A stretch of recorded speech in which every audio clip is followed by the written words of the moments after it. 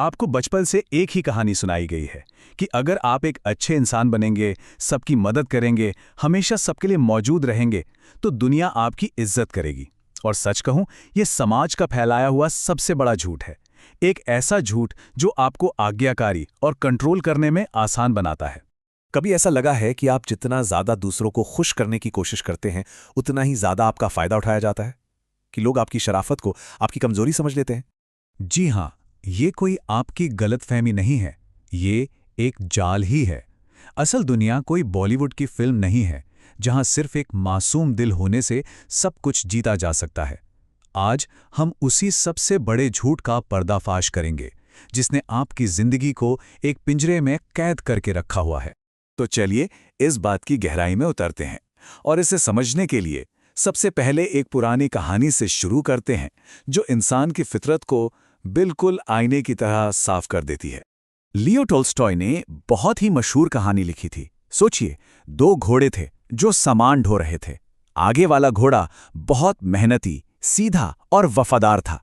वो अपनी पूरी ताकत लगाकर काम कर रहा था। लेकिन उसके पीछे जो घोड़ा था, वो बहुत आलसी था और बस काम से जी चुरा रहा था। अब हुआ ये कि जब मालिक ने देखा कि पीछे वाला घोड़ा ठीक से काम नहीं कर रहा, तो उसने एक पल भी नहीं सोचा। उसने आलसी घोड़े का सारा सामान उठाया और उस सीधे साधे मेहनती घोड़े पर लाद दिया। अब उस अच्छे घोड़े पर 2 गुना बोझ था, लेकिन उसने कोई शिकायत नहीं की। वो बस चलता रहा। शाम को जब वो लोग सराय पहुंचे, तो मालिक ने सोचा कि अरे, जब एक ही घोड़ा सारा काम कर सकता है, तो दूसरे को पालने और खिलाने का क्या फायदा? और उसने उस आलसी घोड़े को मार दिया। लेकिन कहानी यहां खत्म नहीं होती। वो जो मेहनती घोड़ा था, वो जिंदगी भर गधों की तरह काम करता रहा, और जब वो बूढ़ा और कमजोर हो गया, तो एक दिन उसका भी गला काट दिया गया। इस कहानी का सबसे क्रूर सबक जानते हैं क्या है? आपकी बिना सोचे समझे की गई अच्छाई और गधा मजदूरी आपको कभी नहीं बचाती, बल्कि ये आपको एक ऐसा टूल बना देती है जिसका दुनिया सिर्फ इस्तेमाल करना जानती है और कुछ नहीं। जब आप हर काम के लिए हाँ कहते हैं, तो लोग आपकी इज्जत नहीं करते, बल्कि वो अपना बोझ भी आपके ही सिर पर डाल देते हैं। और यही अच्छा इंसान होने का घोटाला आपकी पर्सनल जिंदगी और रिश्तों को भी दीमक की तरह खा जाता है। चलिए देखते हैं कि आकर्षण यानी अट्रैक्शन के मामले में ये कैसे काम करता है। ये शायद आपके साथ भी हुआ होगा।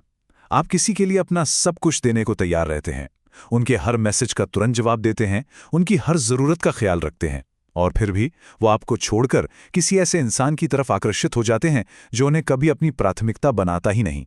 और आप बस सोचते रह जाते हैं कि आखिर मैंने गलत क्या किया। तो यहां पर सबसे जरूरी बात यह है, जब आप किसी के लिए हर वक्त उपलब्ध रहते हैं, अपनी पूरी जिंदगी का सेंटर उसे बना लेते हैं, तो आप अपनी खुद की शक्ति और अपना फ्रेम खो देते हैं। अब ये फ्रेम क्या है? फ्रेम का मतलब है आपका अपना दायरा, आपके अपने नियम, आपकी अपनी जिंदगी का मकसद। जब तक आपकी खुद की एक मजबूत दुनिया नहीं होगी, तब तक आपकी अच्छाई को सिर्फ आपकी कमजोरी ही माना जाएगा। और देखिए, ये आपकी कोई पर्सनल गलती नहीं है, ये तो हमारी एवोल्यूशनरी बायोलॉजी है। इंसानी आकर्षण असल में शक्ति, आत्मविश्वास और एक मकसद वाली एनर्जी से पैदा होता है। सच तो ये है कि लोगों को एक इमोशनल रोलर कोस्टर पसंद आता है। जब आप हमेशा अच्छे, हमेशा प्रिडिक्टेबल बने रहते हैं, तो आप एक फ्लैट लाइन बन जाते हैं, और कोई भी फ्लैट लाइन देखकर उत्साहित नहीं होता। तो अब सवाल उठता है कि इसका इलाज क्या है? क्या एक बुरा इंसान बन जाना चाहिए? नहीं, बिल्कुल नहीं। असली रास्ता है अपने व्यक्तित्व के हर हिस्से को, हर हिस्से को स्वीकार करना और उसे कंट्रोल करना सीखना। इतिहास के सबसे बड़े रणनीतिकारों में से एक मैकियावेली से पूछा गया था, क्या बेहतर है, लोगों का प्यार पाना या लोगों में अपना डर बनाए रखना? उनका जवाब था कि अगर दोनों में से एक को चुनना पड़े, तो डरा जाना ज्यादा सुरक्षित है। क्यों? क्योंकि प्यार एक बहुत नाजुक भावना है, जो जरूरत खत्म होने पर खत्म हो जाती है। लेकिन डर स्थायी होता है। सजा का डर या आपको खो देने का डर लोगों को हमेशा आपकी इज्जत करने पर मजबूर रखता है। महान साइकोलॉजिस्ट कार्ल युंग ने एक कॉन्सेप्ट दिया था, शैडो का। उन्होंने कहा था कि हर इंसान के अंदर एक शैडो यानी एक अंधेरा हिस्सा होता है, एक जानवर जिसमें गुस्सा, स्वार्थ और क्रूरता जैसी भावनाएं छुपी होती हैं। समाज हमें बचपन से सिखाता है कि इस जानवर को पूरी तरह दबा दो और एक संत बन जाओ। लेकिन देखिए, मैकियावेली और कार्ल युंग दोनों का यही मानना था कि अपने अंदर के इस जानवर को दबाना नहीं है, बल्कि उसे कंट्रोल करना सीखना है। और इसका पहला कदम है अपनी उन भावनाओं को पहचानना, अपने गुस्से को, अपनी इच्छाओं को, अपनी डार्क साइड को पहचानना। ये महसूस करना कि हाँ, ये भावनाएं मेरे अंदर मौजूद हैं। उन्हें कंट्रोल करने का मतलब ये नहीं कि आप उन पर अमल करें, बल्कि ये है कि आप उन्हें समझें और ज़रूरत पड़ने पर उनका सही इस्तेमाल कर सकें।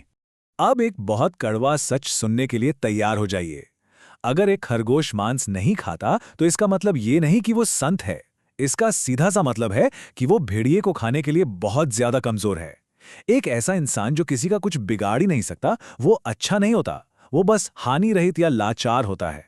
असली अच्छाई, असली ताकत तो उसमें है जो खतरनाक हो सकता है, जिसके पास नुकसान पहुंचाने की क्षमता है, लेकिन फिर भी वो शांति और न्याय को चुनता है। तो ठीक है, इस नई ताकत को असल जिंदगी में इस्तेमाल कैसे करें? इसका सबसे पहला और सबसे पावरफुल कदम क्या है? पावर के एक्सपर्ट रॉबर्ट ग्रीन कहते हैं, कभी भी बहस करके जीतने की कोशिश मत करो, हमेशा अपने काम से जीतो। जब कोई आप पर उंगली उठाता है या आपको नीचा दिखाता है, तो आपका अच्छा लड़का वाला सिंड्रोम आपको अपनी सफाई देने पर मजबूर करता है। लेकिन याद रखिए, जिस पल आप सफाई देना शुरू करते हैं, आप अपनी सारी शक्ति सामने वाले के हाथ में दे देते हैं। ये कहानी इसे बहुत ही शानदार तरीके से समझाती है। माइकल एंजेलो ने उस अधिकारी से बहस नहीं की, उसने बस एक छोटा सा नाटक किया और बिना एक शब्द कहे अपनी बात साबित कर दी। उसने समझाया नहीं, बल्कि दिखा दिया। उसने अधिकारी के अहंकार को भी संतुष्ट कर दिया और अपनी कला की इज्जत भी रख ली। तो सबसे जरूरी बात क्या निकली? वो इंसान जो शांत रहकर, बिना भड़के और बिना कोई सफाई दिए अपनी सीमाएं तय करता है और बस अपना काम करता है। लोग उससे डरते भी हैं और उसे रहस्यमय भी मानते हैं। आपकी खामोशी आपका सबसे बड़ा हथियार है, क्योंकि जो बहुत ज्यादा बोलता है वो अपनी सारी कमजोरियां दुनिया के सामने खोलकर रख देता है। देखिए, आपकी जिंदगी कोई रिहर्सल नहीं चल रही है। जो लोग आपको अच्छा लड़का कहकर आपकी पीठ थपथपाते हैं ना, वही लोग मुसीबत के वक्त सबसे पहले गायब होते हैं। आपको समाज का एक आज्ञाकारी नौकर नहीं बनना है, आपको अपने साम्राज्य का शासक बनना है। अगर आपको सच में जिंदगी में कुछ बड़ा करना है, तो आपको ये दूसरों को खुश करने की बीमारी आज और अभी इसी वक्त छोड़नी होगी। सवाल यह है कि क्या आप अपनी कहानी का कंट्रोल अपने हाथों में लेने के लिए तैयार हैं? अब उठिए और दुनिया को अपनी शर्तों पर चलाना शुरू कीजिए।